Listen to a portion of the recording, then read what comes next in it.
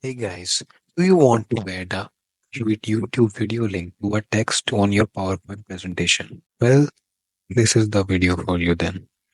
First, there is a simple presentation in front of me right here. I will just, I just want to add a YouTube video link under this text. Okay. So first step is to just select this text and then head over to the Insert tab next to the Home tab.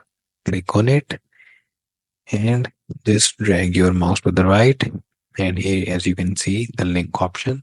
Click on the link option, and as you can see it will ask you to put the link address in there. So first you have to copy the link for the video you want to paste here. So let's just copy the link. For my case it's just a random video. I just want to copy its link and paste it in here. I will just paste it using Control plus V, or you can just right click and paste. I will click on OK, and there you go.